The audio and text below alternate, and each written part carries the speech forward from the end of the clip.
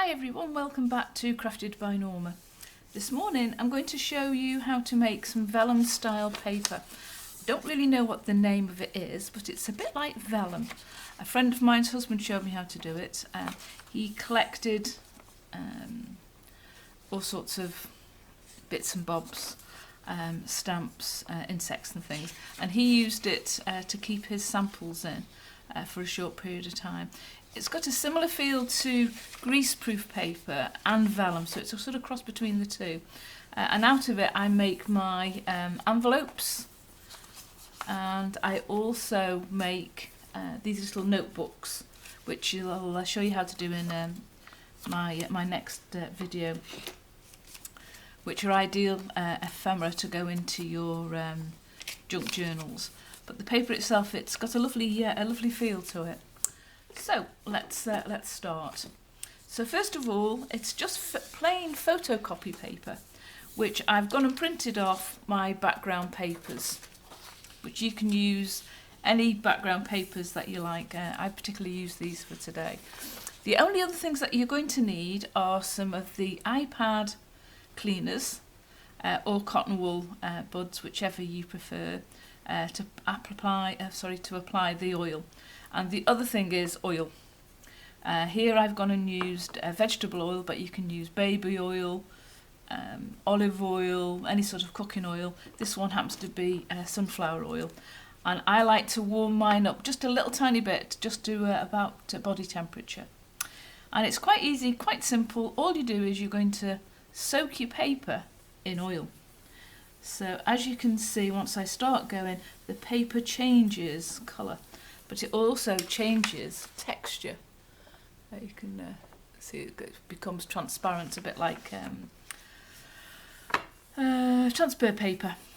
So you just give it a really good rub with the oil so it all soaks into the paper, and that's the key thing, that fact that it soaks into the paper. And as I say, I like to have my oil just slightly warm because I think it helps soak into the paper. And you need to give that a really good rub through to get your paper soaked. And you'll know when it's done, when it's got enough oil on it, because it will go this transparent colour. And I'm sure it does my nails the world of good as well, to be honest, having that extra oil in, because I'm forever hands in water, as I'm sure most of us ladies and gents do when we're constantly washing pots and things through. Although I have got a dishwasher, but now I'm on my own, I tend to, majority of the time I'll wash as I go, or at least try to. Every now and again I might have visitors that come in, family, etc, etc, and then that's when I sort of fill the dishwasher. Ooh. Let's just try and lift this off. So I've done that side, and you can see it's already gone soaked through to that side, which is brilliant. And because I've got all that oil that's on there, I tend to do a second sheet at the same time. So that'll try and soak up some of the oil from underneath at the same time. So you're far better doing these in batches. So I tend to do about 10 or 12 batches at a time. Normally it's when I'm watching the TV of a night, and I'll do a batch of perhaps 10 or 20.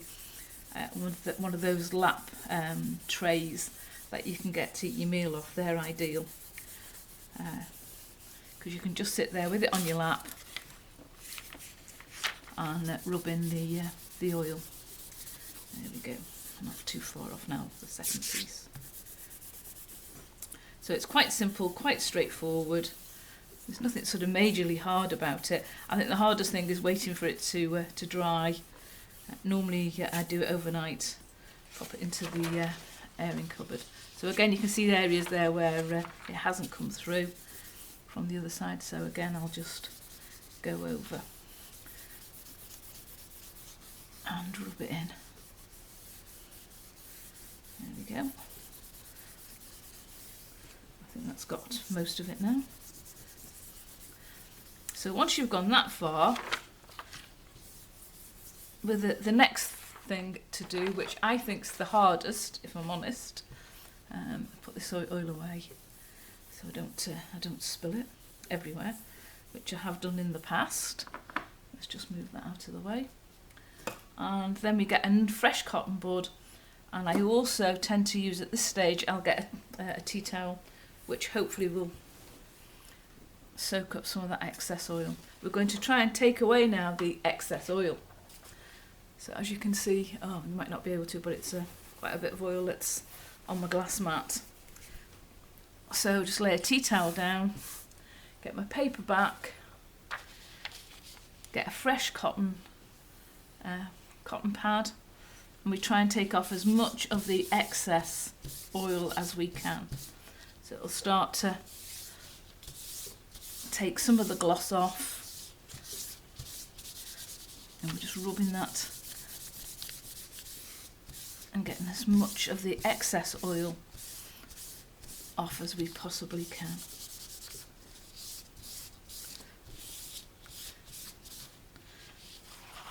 And then turning over fresh cotton pad to do the other side.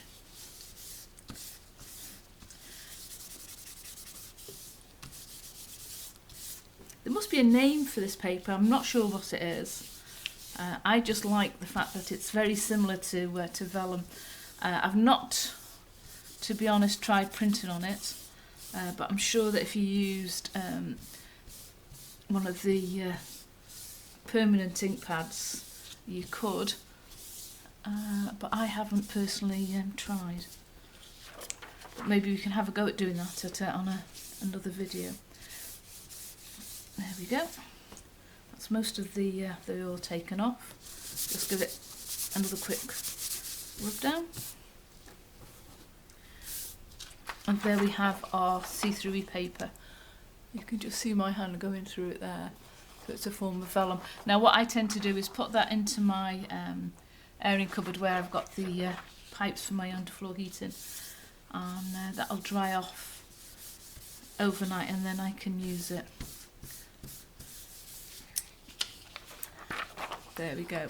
As I say, I tend to do mine in batches of 10 or 12, or possibly more depending on what TV programme I'm watching, and store it, and it does stay nice and dry, and the end results, as you can see, instead of being that colour of plain paper, it does go through to be more translucent, that's the right word? And then we can use it on the projects, as I've said, either on handmade envelopes, which I think looks quite nice, and my little notelets. Okay, thanks very much for watching Crafted by Norma. Please check out my Facebook and my web page, and if you click in the link below to follow and perhaps subscribe, and if you like what you've seen. Thanks, bye for now.